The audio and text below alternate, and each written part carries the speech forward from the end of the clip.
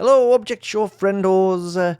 Hope you're all doing well, taking care of yourselves, feeling awesome, or as awesome as you can possibly feel. And if you ain't feeling too awesome, I hope things pick up for you very, very quickly. I might keep back with another episode of Object Show Roundup. And, well, the majority of this episode is going to be taken up by one very specific episode of one very specific show that came out this particular week.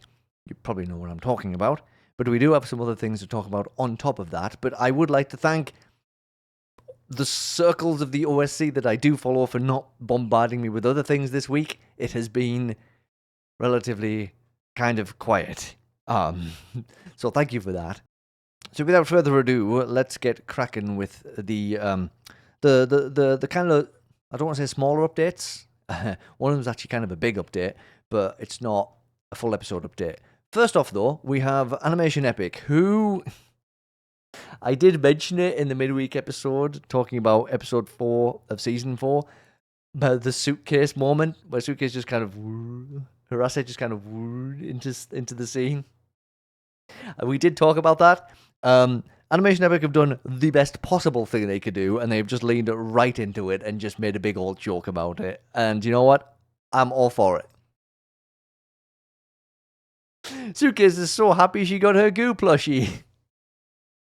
Listen, they've done a good job with this one because one, they've made fun of themselves for a mistake, which, in my opinion, is, as long as it's not a life or death mistake, is probably the best way to handle it, in my opinion. They've made a joke out of it. I do it all the time when I mess things up. Just laugh it off. It's the best thing to do because you can't ignore it because people are going to notice it. So the best thing to do is go, oh, oops. Well, that happened. 2, they also actually turned it into an ad for the merch. That's pretty genius, I'm not going to lie. That's pretty clever. Funny enough, the goo plush is not one of the ones that I did order from the store. No offense to goo. I do like goo, but I was like, I can't get everything on the list here. But this is fun. This is fun. I just brush it off. If you make a mistake, you make a mistake. It happens. And I said this in the midweek episode. Listen, we're all just humans. We do make errors. And in this age where more and more people are trying to lean into letting machines do all of their work for them, this kind of thing is kind of, in a way, it's kind of nice. It's like, look, it just reminds you that there's real people behind this. And these kind of things happen. And what can you do? Make a little joke about it. I've got no problem with that whatsoever. And it's great. And I'm sure the person who made that mistake is like, oh no, yeah. And at least they're just going, you know what? Ha! Don't worry about it. It's fine. It's a fun little Easter egg for future fans of the show to find. Okay, now over to it's a big update, and I want to go through it. I want to go through it properly because it does tie into a few things that I have talked about before with regards to just like making things and like being a creative person in general. So we got a big update from Cheesy.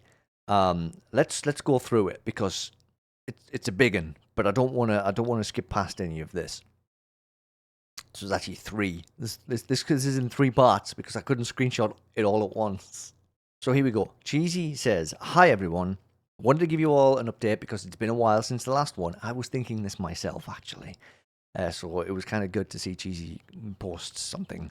The main topic of this update will be about Paraguay and the future of this channel. Since this is a long one, I've marked each section accordingly.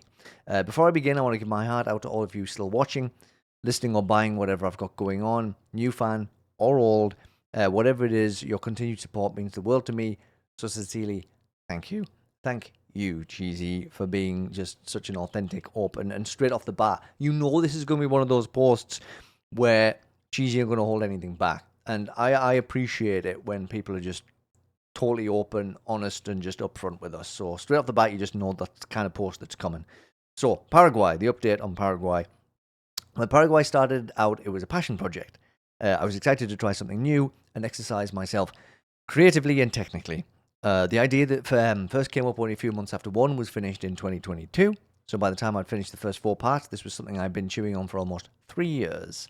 During nearly that whole time, I was energized and passionate about the project and was absolutely confident that this was something that I would have no problems finishing to completion. hopefully you're picking up the subtext. Not long after I finished parts 1 to 4, I very quickly and suddenly lost a great deal of passion for the project. My thoughts on this are really complicated, and I can't do them justice in a public commentary post. But I think it essentially boiled down to really intense feelings of expectation and obligation. Like, unless this affects people as much as one did, I will have failed type mindset, which is in no way a healthy mindset to have with your art, but it was an undeniable force behind its production that eventually reared its ugly head. It goes without saying, but a fear of failure, to yourself or others, is not an adequate source of motivation. More on that in the next section. So, before we do go to the next chunk of the post, I have mentioned this before about when people just don't feel it anymore, whether you're making anything. And it must be so difficult when you build up a fan base to suddenly go, I just don't feel, it's just not doing it for me anymore. But putting yourself first is super important. And I don't want to go too deep into this yet because there is more of this post to go over. But I have talked about this before, when other people have hit the same kind of wall. So rolling on straight into the next part of the post. Now, 5 months out from the last part's release, virtually zero progress has been made towards finishing Paraguay, and I can't with any confidence stick to my original goal of finishing it by the end of 2026. I can't confidently say it'll get finished at all. It's because of this that I'm hitting the pause button on Paraguay indefinitely, until I regain the desire to continue working on it. Because of this, I've gone ahead and uploaded the song used in parts 1 to 4 to streaming services for your listening enjoyment. I was originally saving them for when all of the soundtrack songs would be uploaded together, but since the future of its completion is uncertain, I want to let you guys have what's already out there. So we do have some music to listen to, and yeah, Paraguay is on pause. Now, it had already been a while since the last part came out, and I was starting to wonder a little bit if there was maybe a little bit of that lack of motivation or that kind of feeling of not feeling it anymore. So I really, this is what I mean. I really appreciate Cheesy just coming straight out and going, yeah, he's what it is. Because Cheesy could have just sat and stayed silent for a bit longer or for a lot longer, but decided to come and make this post. And honestly, it's great to keep us all in the loop, you know. Future of CheesyHfj. So if I'm not doing Paraguay, what was supposed to be my next big project? What am I doing instead? And what does that mean for the channel? Well, for one, I've been making a lot of music. Cheesy has uploaded a lot of bits and pieces of music here and there lately. It's like all the creative energy that was lost from Paraguay was just dumped into making music all the time.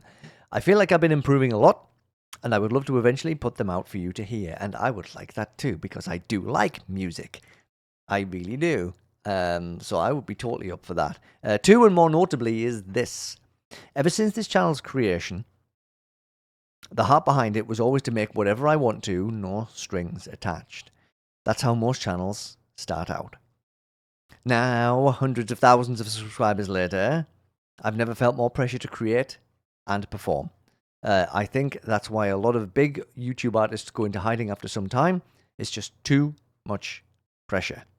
In my current state of mind, I can't make new art with the expectation of it providing for me financially, nor the expectation of pleasing an audience. This is maybe evidenced by my more sporadic, music-heavy uploads recently, and that weird We The Best music video. And finally, as I transition into early adulthood, for the first time in a very long time, I'm seeing my YouTube channel fall from my list of priorities.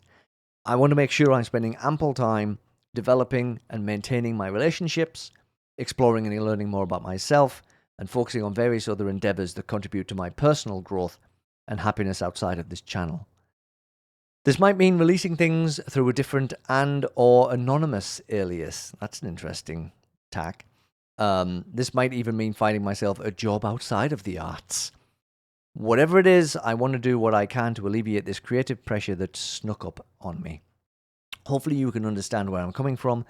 The future of this channel is uncertain because I'm figuring out what I want my relationship with it to be moving forward. By saying this, I hope that if I decide to stop uploading at any time, it would not be a surprise or a concern. Realistically speaking, I'll probably drop some more music soon, but don't expect me to. If I choose to upload, consider it a bonus. CheesyHfj DLC. Maybe this channel will become a priority again in the future. Maybe it won't. The ongoing situation is fluid. So in case I don't see you again for a while, thank you for all your support, and I hope you have a great rest of your day. And, kudos. I mean, you have to prioritize yourself. Obviously, if you get to the point where the stuff that you make is your business, is your financial income and all that kind of thing, even then, I still say you are not beholden to anybody. You don't owe people things, especially with these YouTube shows. We are essentially being given free entertainment here. Yes, they may make money from the ad revenue. They may make money from the merchandise, depending on how big the show is and if they could get the merchandise thing done. But at the end of the day, we get to watch the show for nothing other than putting up with some adverts. So if anybody says, I'm not feeling this anymore, we should not be on top of them going, no, you owe us a conclusion to this story. You owe us this, you owe us that. That's their own personal decision. And for Cheesy to just open up full on and just come out with all of this and just let us know exactly what's going on and where they are right now, headspace wise, I think it's just a very open, honest, and wonderfully beautiful move to make. It's like you don't.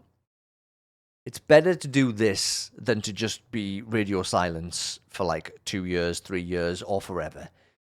We have had a very upfront, honest post from Cheesy on this one, and it's admirable. It's just very admirable. So Cheesy, whatever you decide to do, and if you ever decide to come back to doing Paraguay, or if you ever come back to doing anything else, or just sticking with the music stuff, 100% behind you. Thank you so much for everything you've given to us.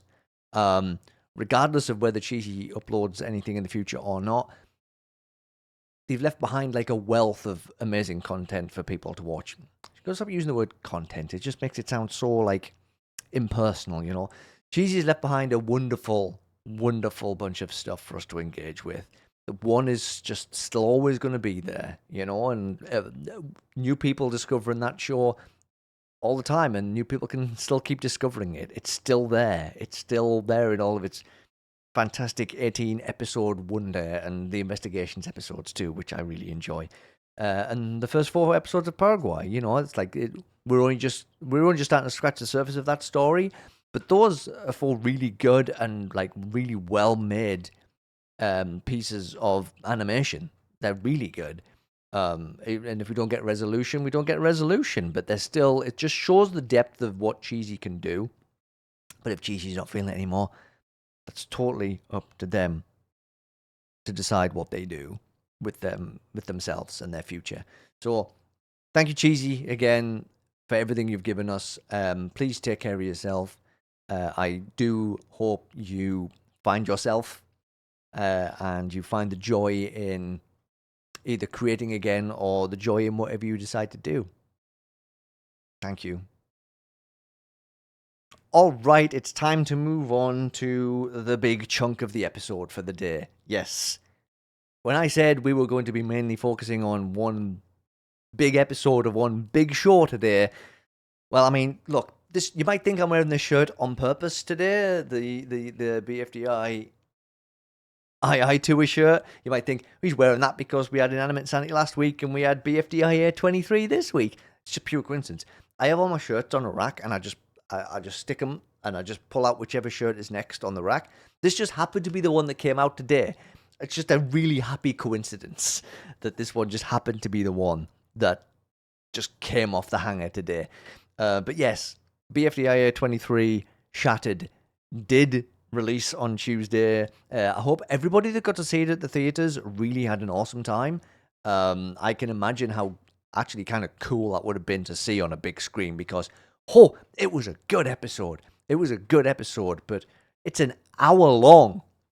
This is by far the beefiest episode of any object show. Has any object show done an episode longer than an hour? This was 1 hour and 22 seconds long. It took me a long time to go through and pick this episode apart. I still had fun doing it. I always do. I would not be here still doing this if I ever got to the point where I was like, this is getting too much. But I really enjoyed it. But it took me a long time. So, I hope you're ready for me to break this episode down. If you have not watched BFDIA 23 yet, spoiler warning, quite clearly we're going to be going through this episode and discussing all the ins and outs, who got eliminated and who won the challenge and all of that stuff. So please be aware that we will be discussing that. And if you haven't watched it yet and you want to get around to watching it without knowing what happens, then I'd say skip to the next chapter, but I've got nothing else after this except the outro. So you can skip to the outro if you want. Or you could just go watch BFDIA 23, and then hop on back and listen to me waffle about it for, it's going to be a while, I think. It's going to be a while. I've written quite a lot. I got a lot of notes. So I hope you're all ready, because here we go. Okay, so the episode begins with Woody being chased by a bunch of WTFers after having stolen Dream Island, the new one, not the original one. What in the leafy? I mean, I don't know what the deal was there, but this is the deal, apparently. Woody has gone rogue. They corner him on a beach beside the ocean, but he has no intentions of being caught yet. What's he doing? Sand plus 8 equals glass. Woody got away! It took Dream Island! I should be embarrassed. Truly no one is having a worse day than us!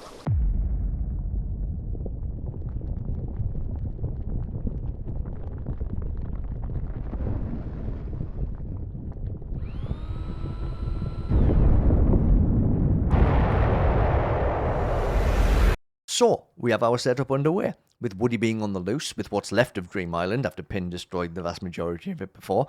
Coiny's still down in the core of the planet with what remains of Pin, and Needle drilling her way up from that same place, just brrrring in the background there.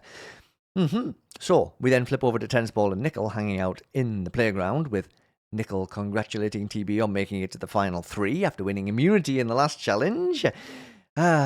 And as they act like the big goofy children they are at heart, they're rudely interrupted. Nickel,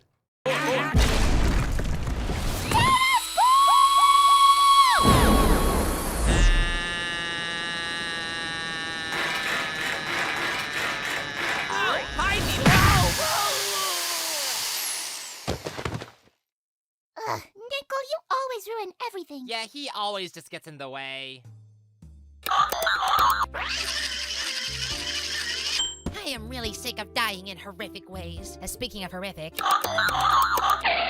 Huh? Coiny is still alive? That's weird. But we can't start the kick and stick without him. Me! I could be the new Coiny! And now to bring back our host, Leafy! No! Let's not recover Leafy. I would rather literally anyone else host.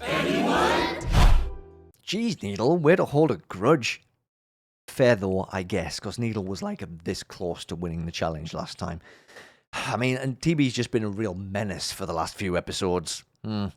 Also, Buck just being so self-aware of how terrible a time she's been having continues when she talks about needing to stop dying in horrible ways, and it still hurts me every time she calls it out. And now, since it seems like we're not getting Leafy back to host, it looks like everyone is going to host now. Yeah, why not? Let's get straight into cake and stick and see who is eliminated. But before that gets underway, the LOL gets dumped to the ground and flips over onto its roof. And that friendship flag that was planted on top of it just goes straight through and just kills Marker. I mean, I just thought that was needlessly cruel, to be honest. There's honestly seemingly no payoff or reason for this happening to one of my faves. Or, I mean, I guess characters die all the time, don't they, really? So, I don't know, this one felt off for some reason. I don't know, it just felt weird. It's like, it just felt like a throwaway joke, but it was like, Oh. Okay, then bye marker, I guess. So when everyone tries to announce the prize for being safe, and it's just a garbled mess of words, Coiny, Coiny, declares that they're too loud, and TB asks them to speak one at a time, and we get Fiery Speaker Box stepping up. Me! If you're safe, you get a delicious recommended character. TB won immunity, so he gets cake. I can't wait to see which delicious character I get. So the vote was between Book, Coiny, and Needle. Let's reveal the vote in alphabetical order. I love going in alphabetical order. Because you're a dictionary? No, because it means I finally get to be first in something. That's right. Let's reveal Book's votes. Did I survive? We'll have to see how the next two contestants stack up against you, which means Coiny is up next. I said Coiny is up next! Ah! Oh yeah. I sure hope I'm not eliminated.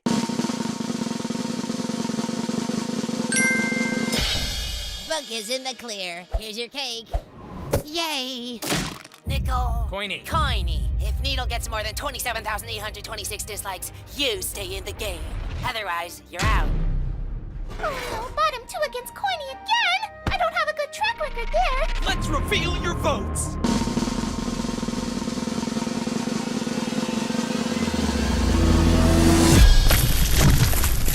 Phew! With 26,557 dislikes, Needle is safe and gets cake. Ooh, yum. Which means Coiny is out. No. Time to eliminate Coiny. Wait. Actually, funny story. I'm Nickel. Oh, understood. But isn't Nickel also out? Wait, Whew. All right, my fave is still in the game. I have made no secret of how much I love Buck, and I can never really complain about her losing streak in challenges when it seems a lot of the viewers feel the same way I do. She was set by quite a margin again there, and she also wins the prize as well. So it's one of the things. She lost a lot of challenges, but every time she's been up for elimination, she has made it through, and she generally gets quite a lot of likes as well. So I can't really complain, but it still hurts that she just keeps losing challenges. But I guess there's kind of plot reasons because it's in her nature. Needle did come pretty close though, so it's nice to see her fans come out in force too. She's my second favourite left in the competition, by the way. Might as well just put all my cards on the table right now and let you know where I stand with the characters we've got left. So Buck spins the prize wheel and wins a prize of her choice. I immediately yelled immunity, but she decides on the alphabet. I mean, you do you, I guess, Buck. So let's deliver the alphabet, shall we? Where are we supposed to get that? I know.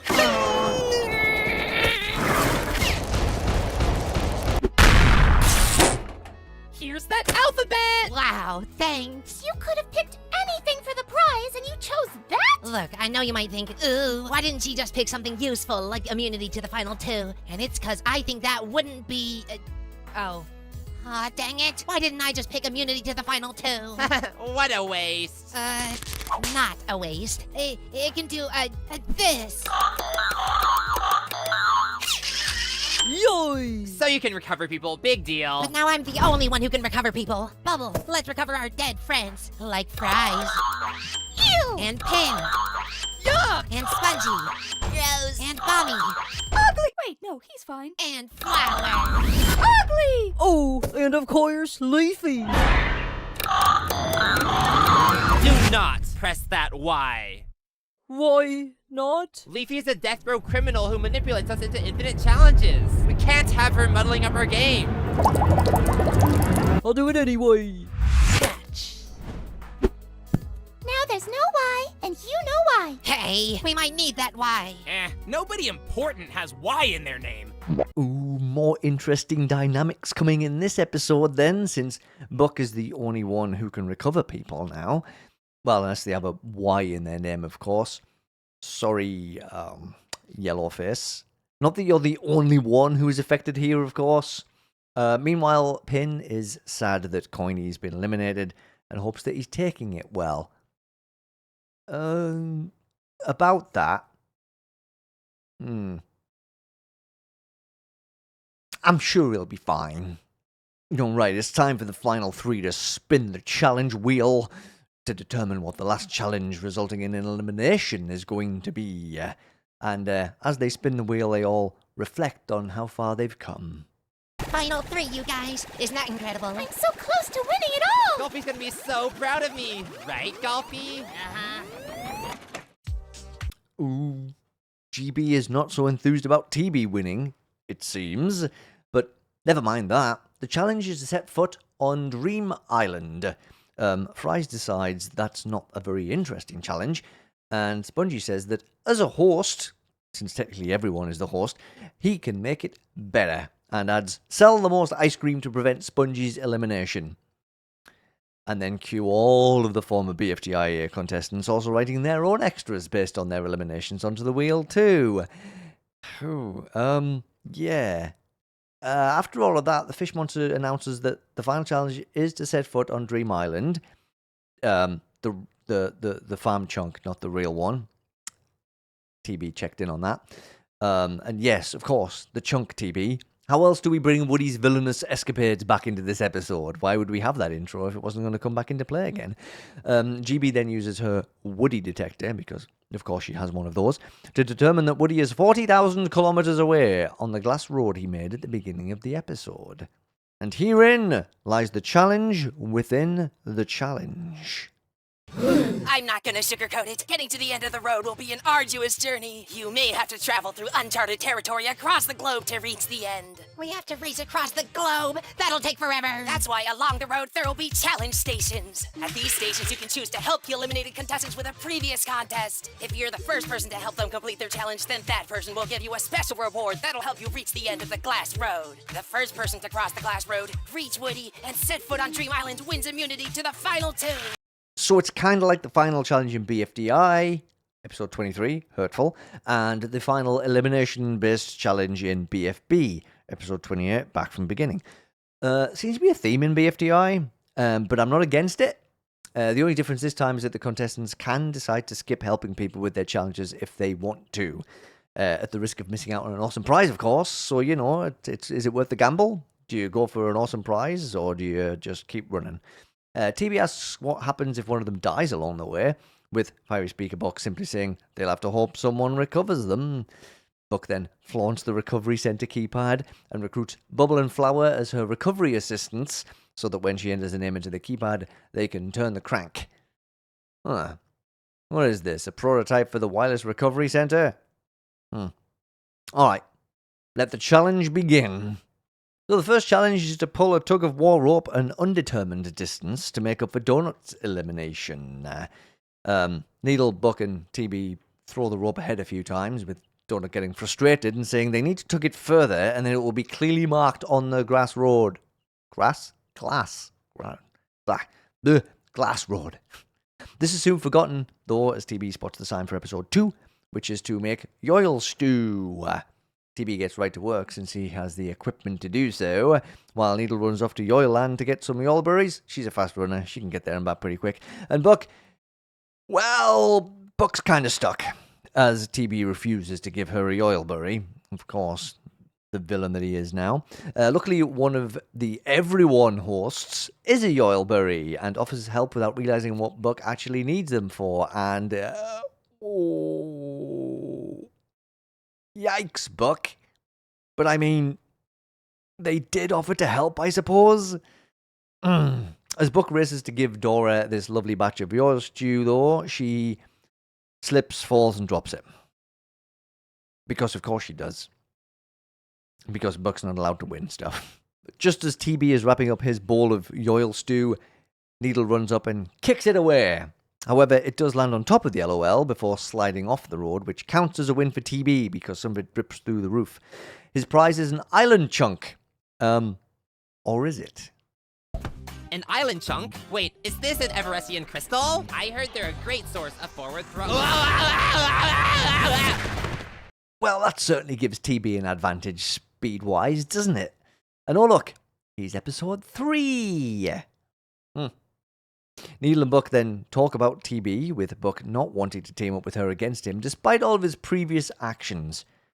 Buck, just trying to play nice with everyone, and it never gets her anywhere, but she still does it anyway, because that's who she is, and I should appreciate her for who she is.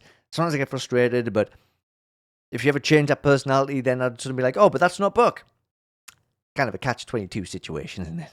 Anyway, they do both make it to the episode 3 challenge, where TB is already well underway with the bug destruction.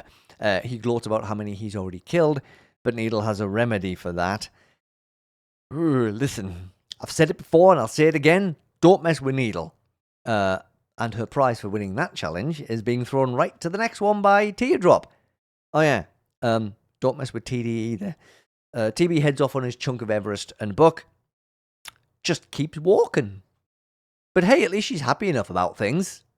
I guess I'll keep on walking. I just can't. She's just taking things in a stride like a champ. She's just like, I'll just keep walking. Just merrily just going along with, just going with the flow, right? That's just Buck at this point. I don't think Buck's really expecting much of anything at this point, so, oh well, just enjoy it while she can, you know. The next challenge is to build Dream Island. Needle tries many times, but Match just isn't impressed.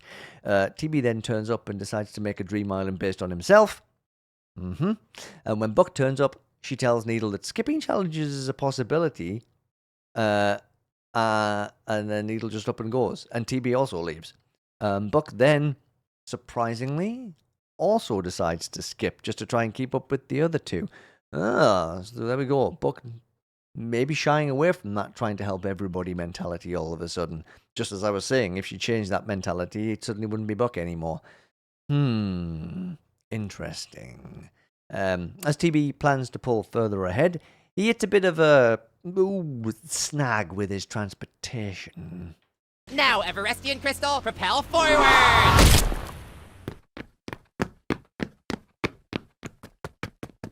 Just keep running forward or backward, I guess. Okay, I'll do your challenge.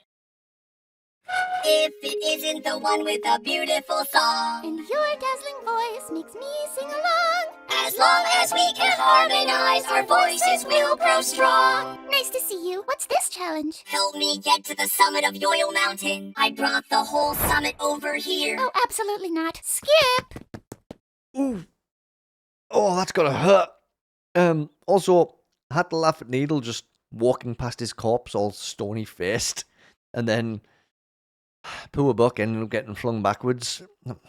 Hey, at least she did decide to help Match out in the end. Maybe she saw that as a sign. She tried to skip and then she got whacked by the chunk. It's like, fine, I guess I will help people. Maybe that's how she saw it. And I had to leave the Needle and Puffball interaction in there too because I loved it. Puffball is another one of my favorite characters. I'm just really enjoying myself in this episode. So many of my faves are in this one. But you know, it does look like Needle's decided that skipping the challenges is the way to go. I guess when you're the fastest runner of the bunch, that does make sense. But you're still risking missing out on an awesome prize. I don't know if it is worth the risk. Needle then makes it to Rocky and episode 6, Find a Cozy Building to Live in. After initially being happy to see someone other than the LOLers, Needle suddenly gets frustrated at Rocky's lack of speech. What? I was hoping I would see someone who can actually talk. OMG, read the sign, stupid! I'm skipping this challenge too. A rare Rocky line. Unbelievable. Feels like forever since that's happened, and a not so rare Needle skipping a challenge moment. Yeah.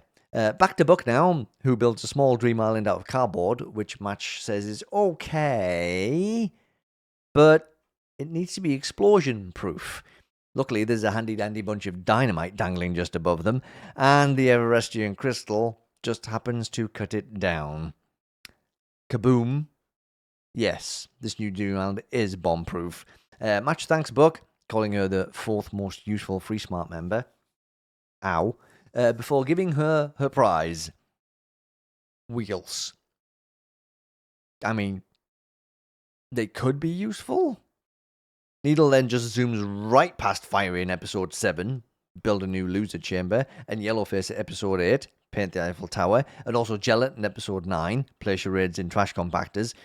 She's on a mission, and no challenge is seemingly going to stop her, because she doesn't have to do them, so they're not really going to stop her, are they?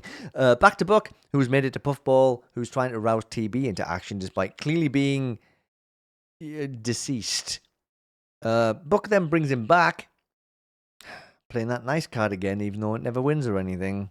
What are you doing? Tennis ball is being so useless. That's because he's dead. In that case, tennis ball is so useless when he's dead. I can fix that. TENNISBALL. He should be back any second now. Oh, great. This is our duty flower. Get cranky. I'm alive? Yeah, I know. I'm surprised too. I can't believe someone wanted to recover you. Like, genuinely. OMG, do you ever stop talking? Yeah. Needle then makes it to episode 10, Sell the Most Ice Cream. And before Spongy has much of a chance to ask her for help with this one, she skips. And of course, TB makes it back to Buck, who's trying to help Puffball reach the summit of Yoyle Mountain. TB asks why she doesn't just skip the challenge, and Buck says it's because then Puffball will be all sad. Breaking my heart here with this, Buck. Breaking my heart. I love that you want to help everyone, but you never help yourself. And I know. I've already said this. It's a theme. It's who she is. It's also why she's the best, so I should stop complaining about her being her. I probably won't, though, because I am a walking contradiction. Buck then does make a good point, though, saying that with Needle skipping every challenge, she's going to get further and further ahead. So winning prizes by actually doing the challenges might be the only way to catch her up. Cue a temporary alliance between Buck and TB, just until they catch up with Needle anyway. I'm sure Needle will really appreciate that alliance. TB then helps to tape the wheels that Buck won to the bottom of the LOL, so they can all climb to the summit of Yoyle Mountain. We then get a lovely 3D sequence of that climb that lasts, I think that's like 1.5 minutes. And this is where my new gen status really comes into play, because I'm pretty sure this is a reference to some of the older videos that Jack and Jellyfy uploaded, the kind of looping videos they used to do with the characters, but I'm not 100% sure because I didn't find enough time to go back and check on that. But I'm pretty sure that's what it is a reference to. It just fills up a bit more time in the episode too. Maybe a bit more time than necessary, but that's what they did anyway. So anyway, after that, we go back to Needle, who's closing in on episode 11, Rip Flowers Petals Off, hosted by Icy, who apparently has an awesome ladder. And she really does keep making a big deal out of that as well. She mentioned that ladder several times. Needle's about to cross a road to get to the challenge, but the road suddenly becomes impassable. Now that's a rush of a rush hour right there. Back to Yoyle Mountain now, and Buck, TB, and Puffball, well, actually the whole LOL, but you know, it's Puffball's challenge, have made it to the summit. There's a fun joke here where TB says to Puffball, hey, you didn't betray anybody this time. Oh, fun little references. Also, Puffball says that would have been really funny, though. And Buck and TB's prize is a submarine. Listen, this is useful if you were paying attention earlier. When Needle was running towards the cave containing Rocky and Fiery's challenges, when she was just running past all of the other stuff, she ran underwater for a while. So you just got to follow. You just got to follow the threads here, you know. Anywho, Puffball bashes them both, along with the submarine, off the summit, and TB hops in the sub while Buck is, and I quote, busy ah-ing, which I honestly loved as a line. Honestly, Buck has ah-ed a lot in this season. That scream that Buck does, which I cannot replicate at all, I know they must reuse it rather than re-record it every time, but it really does sound like a throat ripper of a scream. Probably not super fun to record. But anyway, Buck is definitely a pro at ah-ing by this point. I can't even, no, I can't do it. They all land, and TB heads off in the sub, which is when Buck realizes that TB was trying to tell her what the plan was, as in, get in the submarine. She chases after him and manages to get in just before they head underwater. Too close for comfort, that one. We then zip back to Needle, who is still trying to cross the busy road. Yikes! These drivers stink! Hey, why don't you try driving around during rush hour on the busiest street in the whole... Oh, good idea! Whoa. show you how it's done. Yeah! I am so excited to see my awesome ladder put to use. Wow, Needle, you're such a fast driver. Glad to see you, my favorite Trash Taker Alliance member. Alliance? Yeah! So what do you need? Rip Flower's pedals off. I so need to get revenge on her. Oh, seriously? Do I have to? She's terrifying. It's up to you. Needy, don't call me Needy. I want revenge. Is it really that big of a deal? No. Yeah. Anyway, I'm gonna skip this one. Yeah, okay, whatever. Needle has passed challenge 11. Needle is halfway done with the challenge. Nice. We got some grandfather clock and metronome content. Yes, metronome was there too. You saw very briefly running after where grandfather clock got thrown. And also some references to classic Needle and Ice Cube lines. I love that. I love it. And you know, there's quite a lot of those callbacks in this episode. Going back to G-Cam though, grandfather clock and metronome, we did get that short of them a little while ago. And it's nice to see them in this episode, briefly. I do hope we see more of them in 2026 because I do enjoy them both as characters. I want to see some more of their goofy antics. I'd really enjoy that.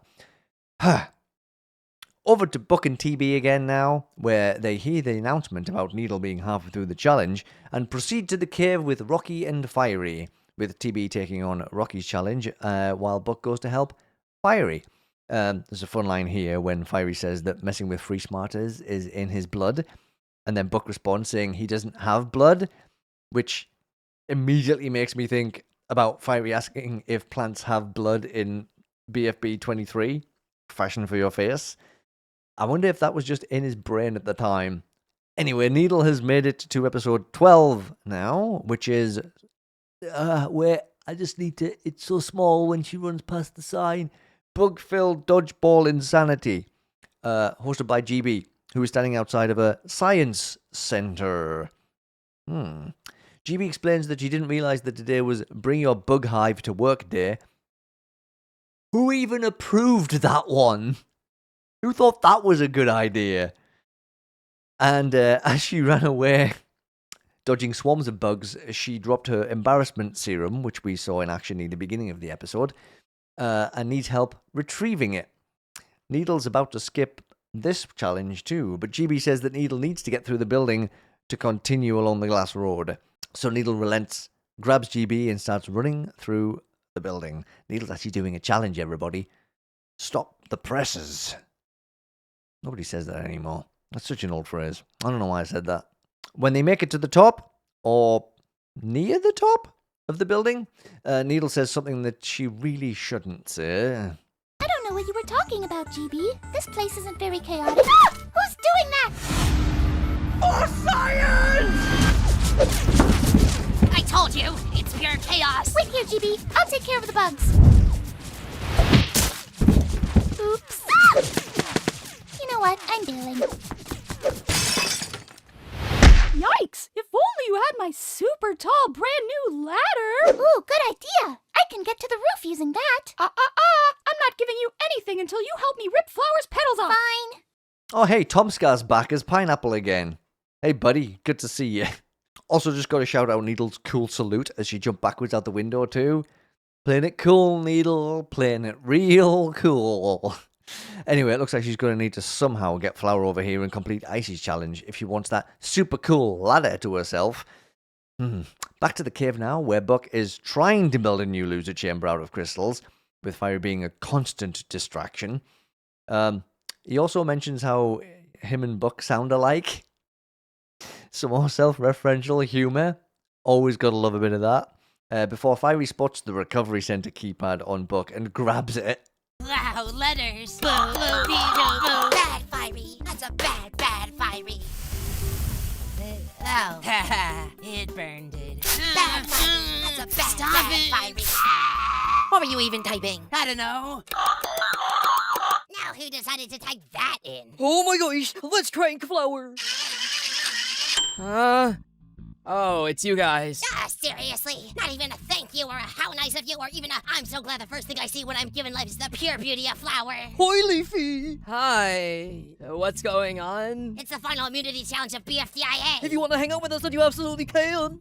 Okay. Yoy! Remember when we competed at the final immunity challenge? Good times. Oh, you're right. We just need to get Fiery here and it'll be a Final Four reunion.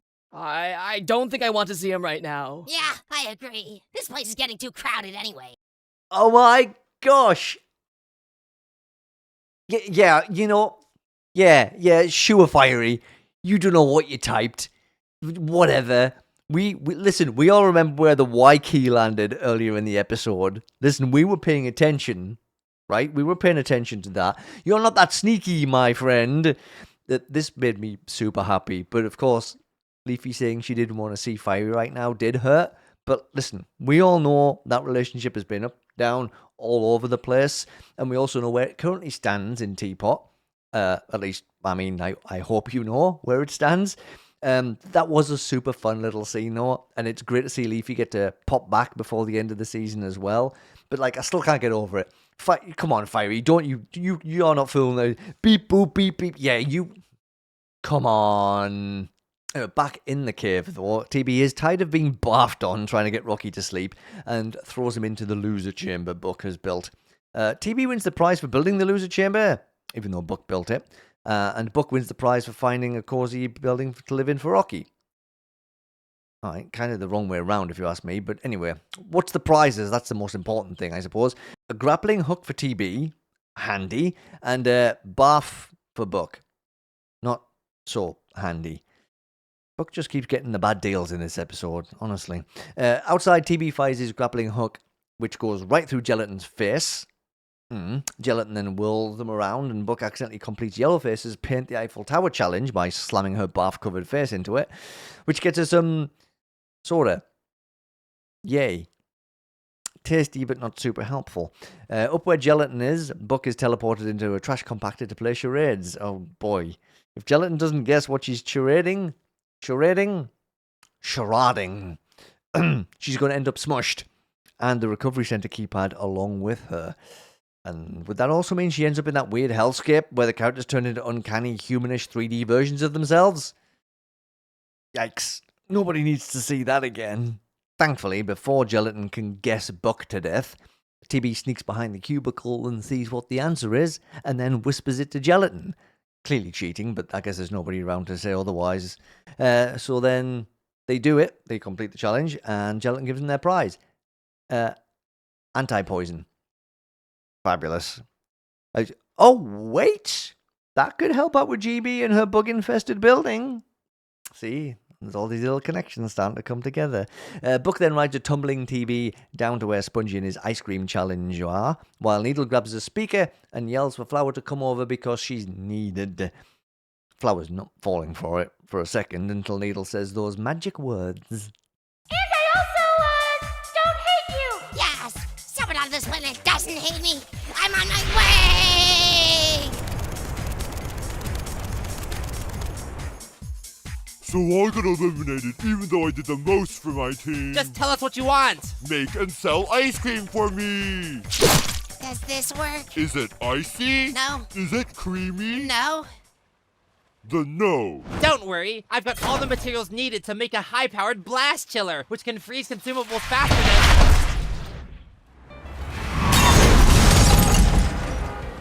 Hi, what do you need? Ow! Awesome! So that ladder is my prize, right?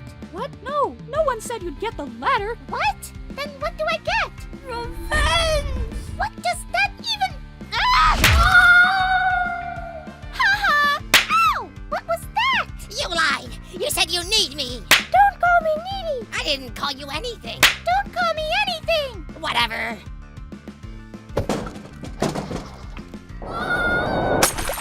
Whoa, the bowl is suddenly frigid cold! Aw, but I finally finished building the blast chiller!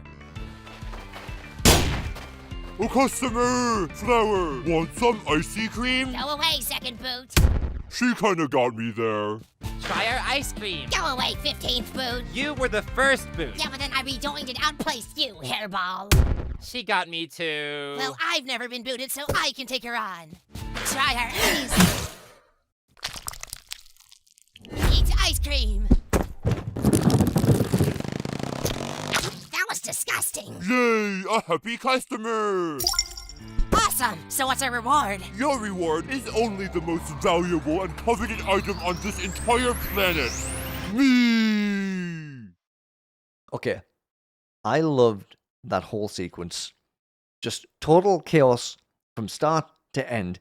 Like Flower destroying TB's blast chiller to make ice cream. Twice. Ice Cube being launched by Needle. Flower being flustered by Needle slapping her. Buck and TB force-feeding Flower ice cream. And Spongy joining the team. It's so much goofy fun packed into 2 minutes. I mean, I don't usually put super long clips in if I can help it. But sometimes the situation necessitates it. And when you've got an hour-long episode, there's going to be a couple of longer clips here and there to use. And yeah, Needle stole Icy's ladder too. Can't forget that part, can we? Mean, although Icy really did make it sound like that was going to be the price for helping her. So, I mean, at the end of the day, Needle's just taken what she thought she was owed. Kind of fair, I suppose. When Buck, Spongy, and TB make it to the super busy road, TB uses the grappling hook to get across, leaving Buck and Spongy behind. He crashes into the ladder Needle was using to climb the side of the Science Center building, and they both smash through one of the windows and are immediately poisoned by bugs. Yeah, well, that's what you get for breaking your word, TB. Listen, they nearly caught Needle up. They didn't catch her all the way up. I count that as breaking the alliance ahead of time. TB? No. Bad. As for Needle, well, maybe you shouldn't have skipped too many challenges. Yeah. That'll teach you. Probably. Spongy then helps Buck cross the road by just walking in front of the traffic and absorbing the impact of the cars. I mean, well, looks like a certain yellow fuzzball might have been better off staying behind a little. After crossing the road and being informed by Spongy that Ice Cube is dead, Buck brings her back using her keypad, and back at the recovery center, Leafy dashes away before Bubble can convince her to help turn the crank. We do know that Ice Cube and Leafy had some icy interactions a few episodes ago as well, so looks like Leafy's just trying to stay away from a lot of people right now. I mean, I'm wondering if she's maybe thinking I'd be better off being still dead for a bit longer. Inside the Science Center, Buck and Spongy find a poisoned GB, and Buck feeds her some anti-poison. And don't worry, they didn't forget the caveat that the anti-poison induces cannibalism. We were just lucky that Buck wasn't the target in this instance. Spongy continues to be incredibly useful as he smashes the bugs being fired at everyone by Pineapple while they advance. Pineapple has one last trick up his sleeve, though. Well, how about this?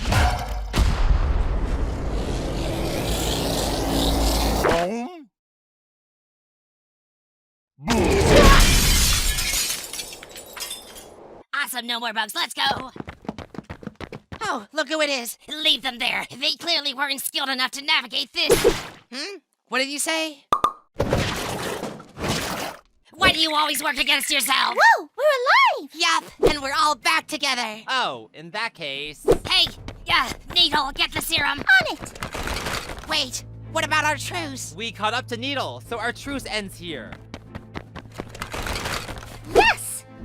Wait, you allied with TB? Against me? Yes, but I... Farewell, Tom Scar. Been nice having you back again. Right, that's the bug problem solved. The rest of the challenge should be easy now. And once again, Buck plays nice by bringing TB and Needle back to life when she didn't need to. Like GB said, she's always working against herself, but it's in her nature, and I do kind of not hold it against Needle for getting Buck with the embarrassment serum either. When Buck's nice, she's nice, but she tries pandering to everyone a bit too much sometimes, even when that goes against other people. You can't please everybody. You can't, it's impossible. You can't do it, Buck. Maybe one day you'll learn that. I think Teapot Buck has learned that lesson, actually.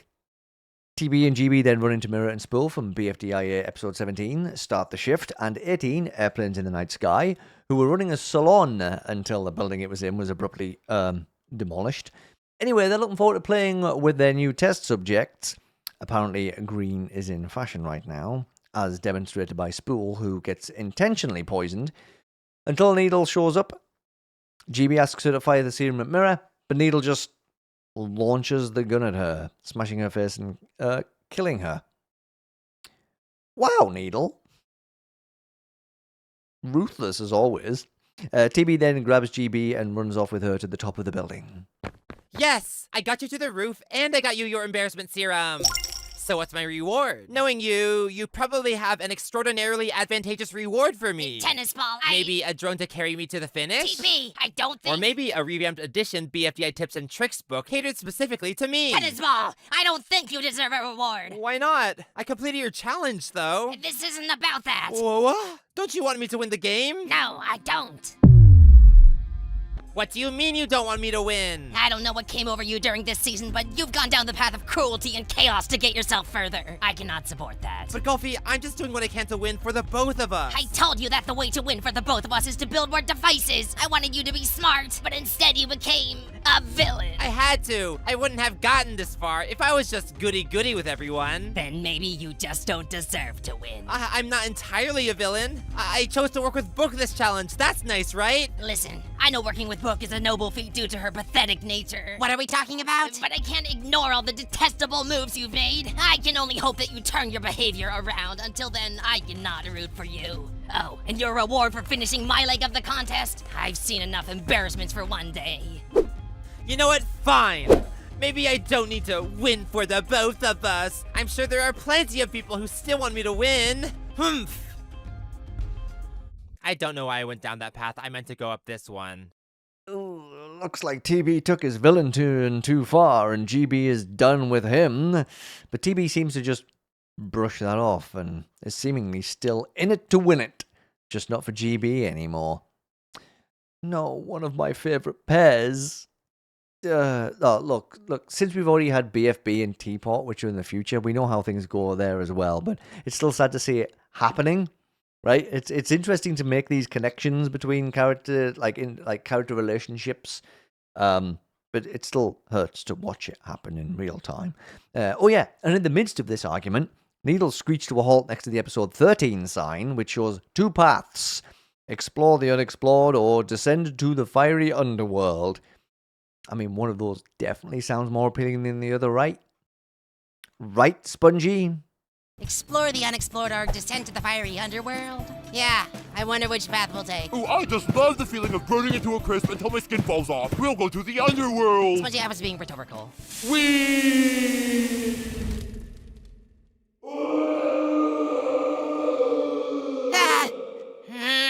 Fine, I'll save him.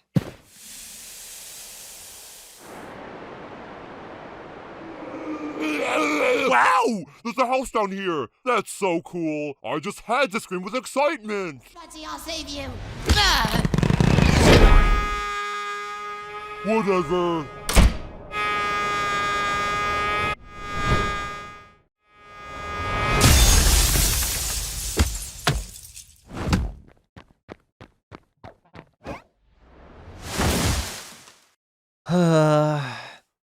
I do love how even Buck is getting tired of her brain willing her to help everyone. I mean, just look at the face as she's falling. Just look at her. She's like, why am I doing this? Why do I keep doing this? And of course, it very neatly backfires on her again. She's just lucky that she lands back on the glass road after bouncing back up. Now then, what's behind those clouds that TB just jumped through? Ah, it's Ruby. Hi, Ruby. TB starts off by asking Ruby if he's a villain, so it is playing on his mind. Ruby skips past this question. Well, she does say, yeah, before announcing that her challenge is to find out which room down here contains the bunk beds and hop in. Oh yeah, and all of Ruby's sisters are here too. Fun. We then have a super sweet moment between Buck and Ruby, with Ruby calling her Bucky Bucklet and Buck calling her Rubini. I melted. This was so adorable. It was just a really fun little free smart moment. Oh yeah, important extra point. The rooms are all in the trees because the ground here is acid. Awesome. As Needle is about to skip yet another challenge, Ruby announces that her prize is a swap token, which lets you swap places with another contestant at any point in the challenge. Finally, a useful prize. In fact, incredibly useful. Of course, this sways Needle, and she sticks around for this challenge too.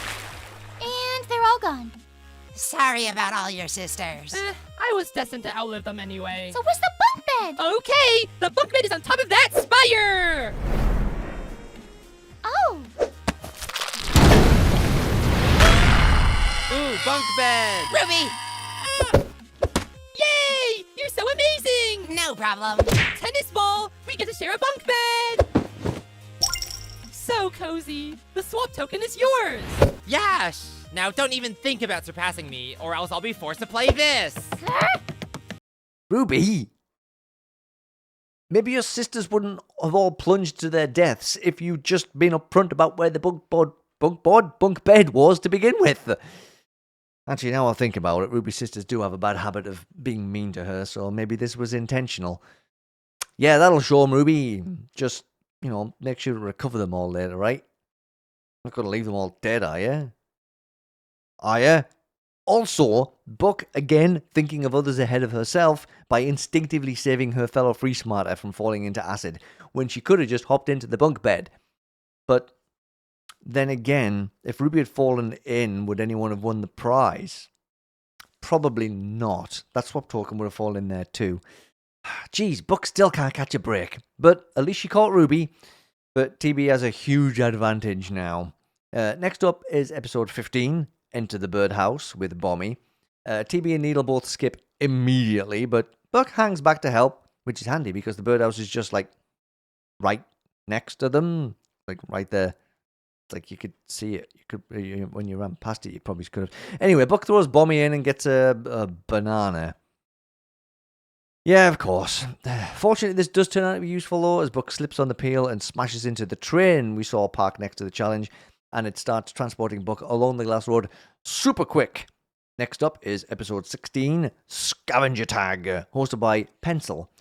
Excuse me while I geek out over another one of my favorites. Okay, I'm done. Buck zooms past in the train, so no stopping for this challenge for her, which is a shame. I would have enjoyed seeing an interaction between those two. And TB just grapples right on by. Doesn't just grapple right on by, he also makes a point of saying he's not going to help her. Mean. Needle's about to skip out again too, but Pencil implores her to hear her out. Oh, Needle, surely you won't skip my challenge. I'm skipping. No, stop. What? I'm in last. I need to catch up. Will you just listen to what my challenge is? I've got a super good reward to go along with it. I don't need your help. I can win this one. Yeah, win for yourself. We all know. That's never gonna work, Needle. Excuse me? You can't win the game if you keep pushing away everyone who wants to help. Why do you even want to win for yourself? Because! I was always pushed to the side. If I can win this on my own, I won't just be someone else's ally or someone else's friend. I'll be the winner! Yeah, but then you're all alone. That's no fun. Why do you even think we made the alliance in the first place? Huh? You can have allies. No, have friends in the game, you know? I don't know. Needle, you're doing fine on your own, but imagine how great it would be to win with friends. Come on, there's nothing wrong with being a little needy. I'm so far behind. I think I've lost this one anyway. What? That is the opposite of what I said. Come on, Needle. If you're not gonna do my challenge for your own sake, then do it for mine. I'm owed a redo of that challenge. Okay. What do you need? I need you to walk around me without tagging the super van. What? That's it? Yup. Technically, Book and TB also finished, but they didn't stay for their reward. So, it's all on you. Okay. Yay! You did it! As a reward, you get a free ride. Hop in. Aw, it's nice to see Pencil being nice. And let's be honest, considering everything Pencil goes through and puts other people through after this, it's great to see her have a genuine smile on her face instead of a menacing one or a grimace. Also, don't worry, Needle does slap Pencil not long after this for calling her needy. Let's call that a delayed reaction. It is interesting though, some of the stuff Pencil comes out with, you could look and go, wow, you should have paid attention to this advice in the future.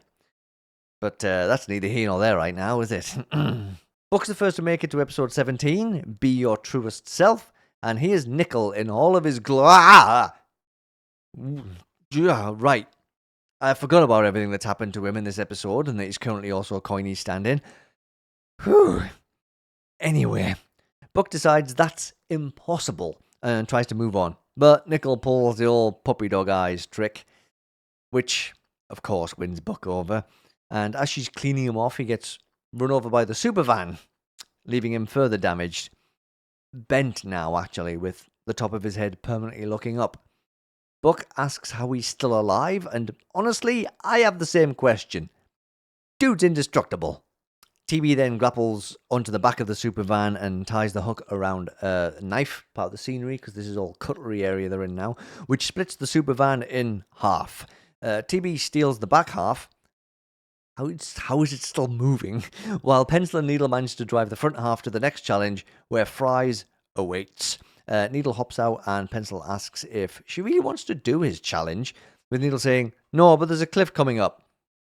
Oh, bye, Pencil, I guess. It was nice hanging out, albeit briefly. Anyway, Fry's challenge is episode 18, Light Up the Sky, which involves powering on a beacon to project Fry's beautiful form into the sky above, after which Fries will help the winner cross the chasm. You know, the one Pencil just fell into. Needle says the glass road's already bridging the chasm, and then Fries destroys it. Should have thought of that sooner, Fries old pal. And Needle just uses a nearby piece of scenery to get across. So Needle continues the skipathon. And then she lands over at episode 19, Collect Items, and is greeted by Pin. Needle is, surprise, about to skip when she realizes that the road is now gone because of Fries smashing it. But Pin says she can point Needle in the right direction if she completes the challenge. Needle agrees, but she also says that the road better not lead into a suspiciously conspicuous toilet nearby. Surely not. That would never be the case. Pin says she pinky swears that the road doesn't lead to the toilet. I had a thought here, but I'm going to hold on to it for just a little bit. TB then arrives at Fries. That was fun to say. And has another crisis of conscience. Sup? Turn on my beacon. Huh? You want my help? You're not rooting against me? What? I don't care who wins. Why does it matter? It's just... Golf Ball doesn't want me to win anymore. I thought maybe I went too far in the last few challenges. Wait, I literally do not care. You don't? You don't think I'm the villain? Why would I care about that? Just help me turn off this light. Maybe I'm looking at it the wrong way. Maybe my tactics were too villainous in GB's eyes, but that doesn't mean I'm a villain. Oh my god, no, the oil, stop talking and help me. I'll win this game using my inventive skill to help people. That'll prove to GB that I was the hero all along. Thanks for that advice, Fries. Now let's turn on your beacon. Finally. Let's see. Maybe I can use GB's embarrassment serum and turn it into a confidence serum. And that will... What? So he's talked himself around to actually caring about what GB thinks and wants to go back to being inventive. He is still doing this for GB and not himself. That's what I took from that. But maybe that's still the wrong attitude. He should be doing it for himself, but also maybe not being such a jerk about it. I don't know, maybe it's hard to do both of those things at the same time. It's like every character does need their thing, and TB's villain arc has never really felt quite right to me. I mean, he can be smug for sure, along with GB, since they have the smarts. But being mean just doesn't, like outright mean, just doesn't fit him, in my opinion. But like, I guess I understand the motivations, but yeah, I maybe he will come back around again. It's another character we've seen in the future beyond this season, but regardless, it looks like GB gave him some cables and not the embarrassment serum after all. Meanwhile, Buck's doing a pretty good job getting Nickel back to his usual self, straightening him out, melting some metal to fill a giant hole in his face before a storm gathers overhead, and Buck runs for cover, using Nickel as a shield. Maybe not the best idea, though, using a metallic item as cover during a storm. We don't need another fan situation here. The ensuing downpour of cutlery, fitting the theme of the location everyone's in now, which I mentioned, it's got cutlery for scenery and all that kind of stuff, helps Needle out, filling her item box with 10 required items. Back to Pin now to find out where the next challenge station is. Now where's the next challenge station? It's in that toilet. Seriously? You pinky swore it wasn't in the toilet! I don't have pinky, or fingers for that matter, or hands for that matter, or arms for that matter, or limbs for that matter. I do have these keys though, so maybe instead of making me pinky swear, you should have instead asked me to pin's key swear that I would. Can't believe I'm racing into a toilet, but at least I won't have to deal with Pin anymore. Hi! Welcome to Challenge 20. Distribute these items. What? So yeah, as soon as Pin said she pinky swore that the toilet was not the next location, I said out loud, but she doesn't have pinkies. So I called that one. I'm not the only person that will have called it, but still, called it. And it looks like Needle is stuck with Pin a bit longer yet. I love how much of a menace she's being in this episode already. Oh, Pin, never change. Although maybe change a little bit, but not too much. As Buck is running with Nickel, she says she can see Fries and TB in the distance before she trips, again, and lands in a giant crossbow. Who put that there? Actually, this might be handy, as long as it launches Buck in kinda the right direction. Oh look! It did. Nickel then just stops the storm by saying, "Rain, rain, go away, murder us another day." Might have to try that sometime, see if it works. TB gets right back to trying to figure out how to turn Fries' beacon on, with Nickel saying, "Sometimes you just have to work with what you have." And you know what? What I have? All I have are you two, these wires, random cutlery, and wait a second. Oh! If I use Fries as the electrolyte, Nickel as the cathode, and this as the anode, and by attaching these cables, we've got a potato battery, which we can use to power on the beacon. Yes! I can't wait to see the sky illuminated with my beautiful lamp. Does this still count? Sure, whatever. Yay! I'll make the no-namers proud. And me! Huh? You made me look like my truest self! That electricity really did the trick.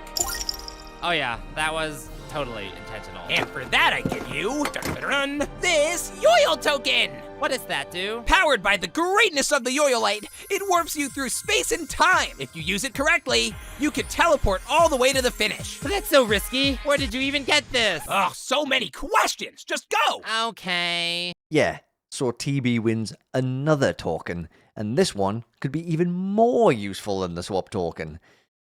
Teleport right to the end of the challenge? Wow. But there are risks. Miscalculation could ruin the entire challenge for TB here. Definitely got to weigh the options on that one. Back at the toilet. Never thought I'd be saying that sentence in an episode of this. Needle is sat on the seat while Pin's trying to give her ideas on who the items from the box could be given to. Doesn't matter though, as Buck comes hurtling in and knocks Needle into the toilet bowl along with herself, and down they go. Ew. TB then shows up ready to help and just tells Pin to take the items. And you know what? This leads to one of my favorite scenes in the whole episode. Why don't you just take them? I don't want them. Try this. Hey, these are pretty neat. You know what? I will take these items. Nice work. So, what's my reward? Shoot with a sprout. You like? Whatever. Why is she so adorable here? Still a menace, but my word, if she isn't winning me back over after her villain arc earlier in the season, now that she's out of the contest, she's definitely mellowed. Well, a little bit. She's definitely still winding people up, but she's definitely not quite as villainous, which she doesn't really need to be because she's not trying to win it anymore. Buck and Needle find their way out of the plumbing and into the next challenge, hosted by... Again? Look at Buck's reaction, though. She's thrilled by Pin's new limbs, which is very nice of her, considering everything that her and Pin have been through in this season. Anyway, Pin is here for episode 21, Grow Yellow Tomatoes. Sorry, I might be getting carried away with the screenshots, but Pin really has wormed her way into my brain in this episode. She's got some fantastic facial expressions and poses going on. Needle decides that this is another skip. So what about you, Buck? What about you, Book? Will you help me get yellow tomatoes? Okay. Ugh, really? You're so close to the end. Why are you stopping to help me? Because it's the right thing to do, isn't it? Not really. You need to stop being so goody-goody and focus on winning. I'm a pretty horrible person, you know. Not to be confused with a horribly pretty person, which I am not. Wait, Where is this coming from? I know why you keep losing. And it's not because you're ugly. I do care about winning, but I don't want to win if it means playing dirty. Because what if I lose either way? I'd rather lose with my head held high than have to... and I didn't mean that you're not ugly. I mean, you are ugly, but that's completely separate from you losing. You know, I appreciate Pin coming right out and just saying what a lot of people have been thinking and also saying, actually, because GB's already said it out loud. And of course, it was hilarious watching Pin mix up her pretty horrible and horribly pretty line. You goofball, Pin, stop. Just stop. You've already won me back over, okay? You've done it. You've done it. Stop. You've already won. TB then comes flying in, and him and Buck geek out about the ocean fountains around them. Pin then makes fun of them both, and Buck makes the decision to skip the challenge, which Pin praises her for before turning to TB and asking him to grow her a yellow tomato. Needle then arrives at episode 22, which is the last one. Because it's the previous episode. This is episode 23. So this is episode 22. That means it's the last one on the road. Claim the most territory with Leafy. Hosted by Coiny. Ugh. After some more classic lines, Needle skips this one too and launches into the home stretch. Nickel warns her that the last part is long and that she should think about taking a chance on winning any advantages she can, but she ignores him and plows forwards regardless. Buck decides to help though, and Leafy turns up too. Oh, Nickel, the goofiest of goofballs. Even more so than Pin. Meanwhile, TB successfully grows yellow tomatoes. I've got to say it like that every time now. For Pin, and win an immunity token. Well, there you go. Which wins him immunity against any other token played against him. Which is useless since TB has the other tokens already. Just a token hoarder in this episode he is.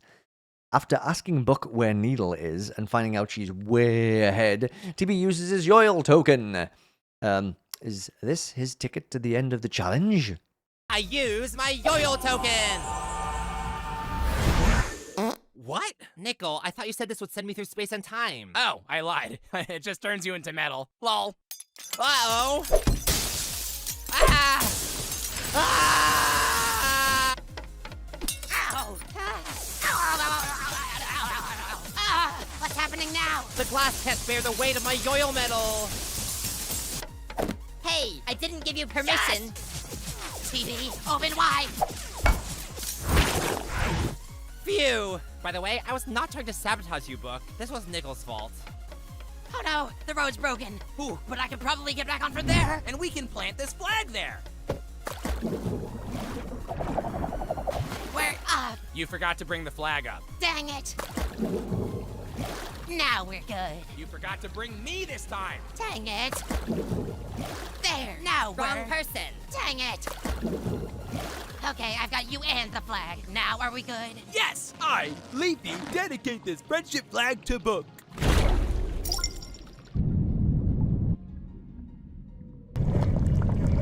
For completing the 22nd and final leg of this contest, I, Coiny, bestow upon you only the most magnificent reward. Oh boy. This thrill! Seriously? How is that drill still around? No, I'm not taking it. Fine, you can have, glue.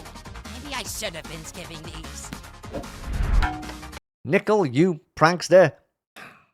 At least Buck managed to find a way to win Coiny's challenge and get back onto the road. But now she's falling behind. She rummages through all of the items she has, trying to think of some way of catching up, when she hears Bubble shouting words of encouragement. Turns out they raced all the way around the world and ended up back where they started. Guess that's what happens when you run around a globe, I suppose. But the real fun is the journey and not the destination, right? Right? Anyway, Bubble says they're all rooting for Buck. Except they're not, because Flower wants Needle to win and Leafy wants TB to win. So, you know. A third of them are rooting for Buck. Bubble tells Buck to use her head, which prompts her to rip some of her pages out. While Bubble yells, "Not what I meant," just for the record that it was not Bubbles. That was not Bubbles' actual idea. Although nearly any other time, it totally could have been Bubbles' idea. Regardless, Buck does get a plan. Needle and TB are still racing to the end, and we cut to Woody's little spot where he's got Dream Island stashed. And there's just some really amazing layouts and backgrounds going on in this scene. It's really mind-blowing stuff. Credit to the artists for this. Oh, wow, there's absolutely amazing looking stuff. As Needle is about to make it to where Woody is, she's confronted with a barrage of glass shards. She stops and TB races ahead of her despite her warnings. He gets pelted with a shard and Needle catches him, but he also loses his swap token over the side of the bridge. Oh no, bridge, road, glass, road, got the thing they're on. Needle says they need to at least work together to take Woody out before they can get to Dream Island. TB agrees and they both charge towards Woody. But what about that swap token, I really am the new Coiny. I sure wish we swapped places from the start.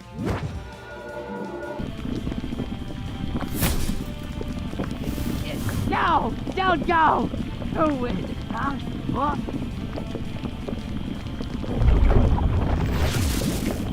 Ah!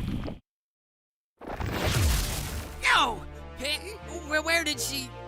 Up and away! Fuck.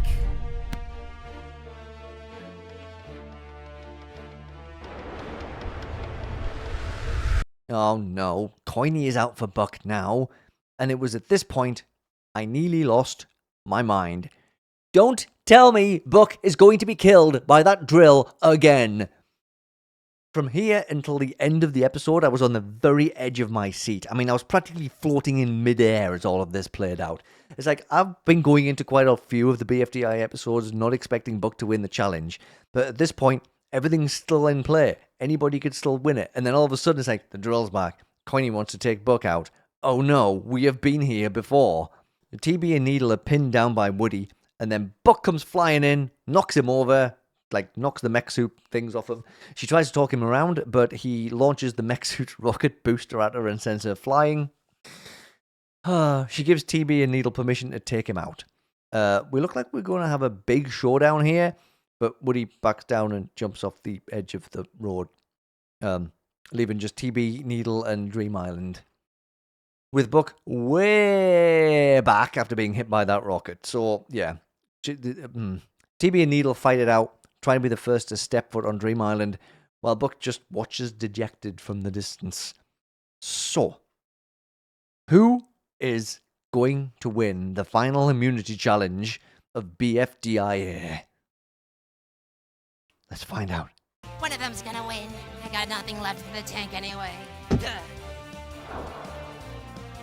Wait, oh my word. Donut! Donut! I tugged the rope all the way to the end. She did it? She actually did it! She tugged the rope to the finish! I am truly at peace now. Okay, supports, let's give Book her reward!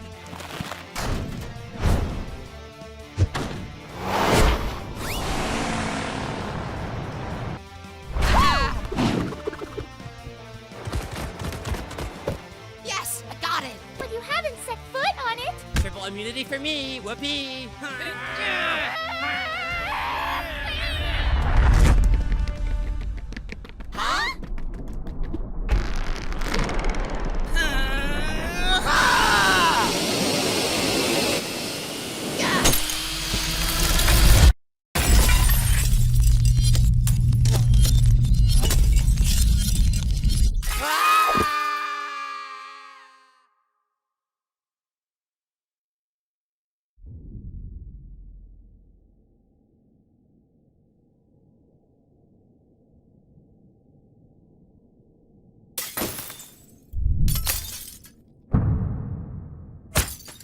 I can still get to it.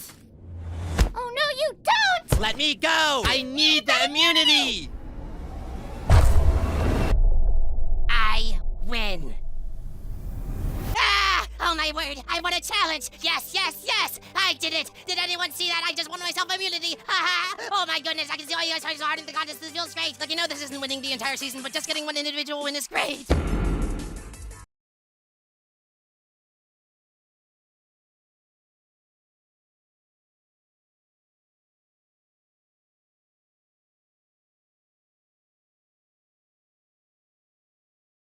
Ah! I wish you could have all been there when Book won. I nearly blew out the windows, went through the ceiling, and exploded all at the same time. I'm so sorry, TB and Needle fans, but I enjoyed this so much. Especially after that final scene. Started out making it look like she was dead. That was it. I was done right there. I'd given up hope. Very cleverly done, that whole thing. Just making us all go, oh. Okay. Excitement levels are going to come back down a smidge now. Just a little bit. That leaves TB and Needle facing the final elimination. And I am really interested to see how that goes. I'm, personally speaking, and you'll guess what I'm going to say here, because I did mention earlier in the episode who my second favourite was already. I would love to see a Buck and Needle finale, because I love Needle as well. And no offense to TB at all, because he's also awesome. I do like TB. Even with his villain arc, I do like his goofy clumsiness. He's a fun character. I honestly think I really enjoyed having these three as the final three. And to be honest, BFDIA has been just a cracking season, to be honest. And amazing to think how far it's come. But anyway, I guess we'll have to wait and see who the final two are going to be. But wait, hang on, we're not done yet. We also get a super cute credit scene as well. What? Who's... Coiny! Oh my mint, you're alive! Yeah? What, did you think no one was going to recover me? I mean, maybe. I just thought we were gonna be stuck forever. I'm so glad neither of us are dying right now. Oh, Coiny. Yes, you did slightly overreact, but the hug, though. The hug. It's always worth it for the hug. And, of course, they both fell. I mean, I guess that means Pin's going to be limbless again in the finale. If they did both die after the fall. What a fun episode, though. It was a lovely little trek down memory lane of all the previous challenges and eliminations. And, my favoritist of favorites won immunity into the final. Oh, I was satisfied for sure. I know not everyone will be. I am so sorry if your fave didn't win the challenge or just didn't make it this far in the show. But, if your fave is still in the game, that's it. They're not out yet because, they could still be voted to be safe. So hopefully you got your votes in because voting closed yesterday. And I guess we're going to see the end of BFDIA in 2026. What a journey! After all these years as well, it's been such a long trek. But then the question will be, of course, where does Teapot go after the last episode? I assume we'll get Teapot again next, but actually maybe we will get the end of BFDIA first before Teapot continues. We might find out in January. I would assume it would be January sometime because it's super early December right now. And they usually get an episode up roughly every month. So, it should be January, right? Could be, early mid-January. And that's my birthday month, too. So we could get the finale of BFDIA on my birthday. Because now I'm thinking about it, maybe they do want to wait to start Teapot up again until they've wrapped up BFDIA. And then they could kind of go, right, that's that piece of the timeline finished with. But anyway, regardless of what comes next, that was a fantastic episode. Fantastic work as always. Everyone on the team who worked on the episode did an amazing job. They really are just getting stronger and stronger. Art, animation-wise, all of that is people keep honing those amazing skills of theirs. Yeah, this was great stuff. Really good. He's doing awesome 2026 for Jack and Jellyfy and for all of the OSC. Really coming on in leaps and bounds. It's been a really, really strong year. I think I picked a really good year to come into it because there's been a whole bunch of stuff and it's been absolutely amazing. And heck, I can't wait to see what happens next year. So my main camera decided to die battery-wise. The fun and games you have when you have a new camera and it's a not a webcam, it's an actual camera. And then it's like, oh yeah, battery life is a thing. Okay, what I was trying to say before the camera rudely interrupted me was, when BFDIA is finished, this is like the 5th time I've said this because I kept messing the sentence up, by the way. Do we just go all in on Teapot, or do we go back and get started again with IDFB? I wonder. But we won't find out, I guess, until next year. And I was literally about to wrap up the video, and that camera decided to poop out on me. So, happy different camera angle for the rest of the video, everybody. Such a professional. There most likely won't be a midweek episode of Object Show Roundup next week, unless a few episodes of stuff come out over the next few days. I should be okay to finally put my feet up and take a bit of a break. Actually, no. You know what? There could be a midweek episode, but there might not be. Why am I being so secretive about this? I'm pretty sure I talked about it in the last episode. I am sitting down for another Object Show interview today, actually. When you're watching this video, I could be sitting talking to 2 amazing people right as you're watching this. But I'm not going to commit to getting that turned around and uploaded the week after. There's a few other bits and pieces we have to resolve. There's a few other things I have to sort out. So I don't want to try and say I'll definitely get that turned around within a few days. It'll definitely be this month sometime, though. That's for sure. So I'm going to play it safe right now and say there won't be a midweek episode next week. Or an interview episode. Yep, I'll just do that now so that I'm not overcommitting. Yeah, that's probably the sensible thing to do. So, thank you everybody for being here and tuning in. You're all super awesome and wonderful. Please do feed the YouTube algorithm for me.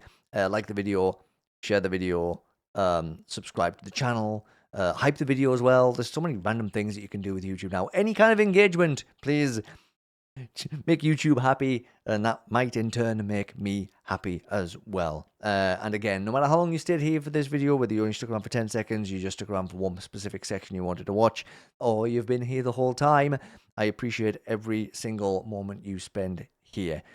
Please do keep watching Object Shows, finding new Object Shows, and creating Object Shows. You're all fantastic.